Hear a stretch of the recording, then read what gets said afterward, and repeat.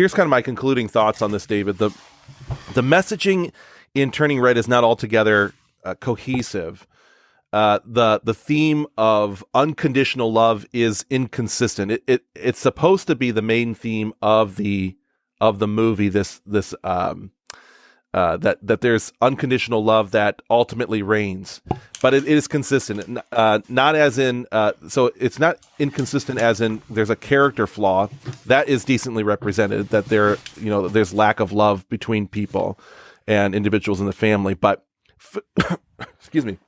But philosophically, the movie falls flat on this unconditional love theme. Most importantly, the final scenes de facto contrast May, the daughter, embraced by her ancestor who gave the gift, which she ultimately keeps, instead of trapping it in this amulet. Jewelry. She decides to keep the monster because she can keep this the red panda's powers at bay. She can control it. So the final scenes again de facto contrast May embraced by her ancestor who gave the gift to then against May's mother that accepts this choice of her daughter. The parallel is the embrace of the ancestor and the transformation of May's mother to embrace her keeping the blessing instead of containing it. However, and this is my point, is this embrace of May's mother is conditional.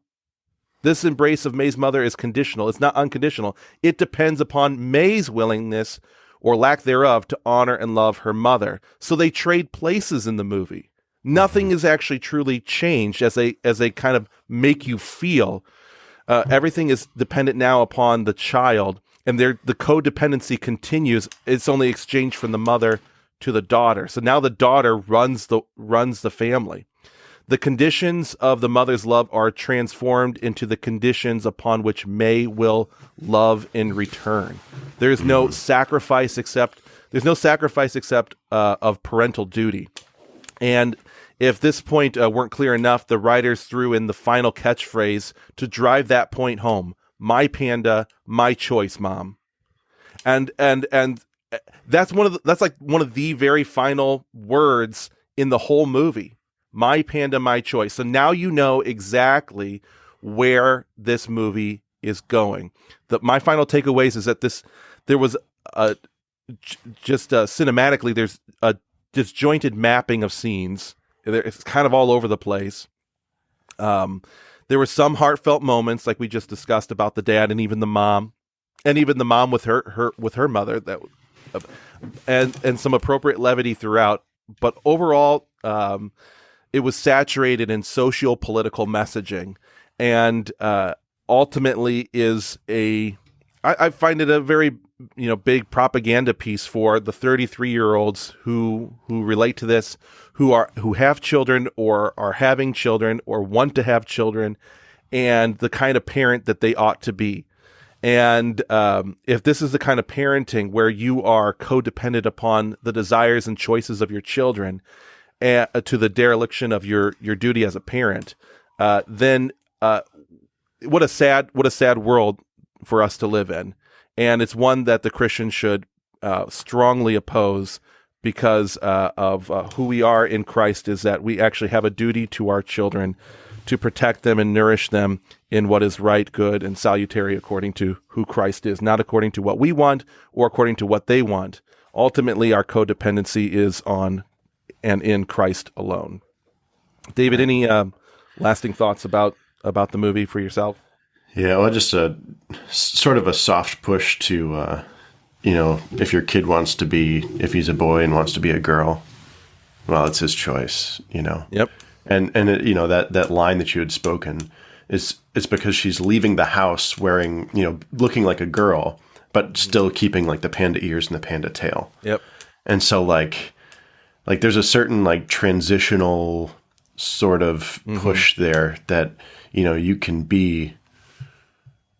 David, I think I don't know what I'm trying to say. I just hate it. Well, maybe I'll piece it together for you. Maybe I can piece it together for you, and you can agree or disagree. But I think that they are more subtle but intentional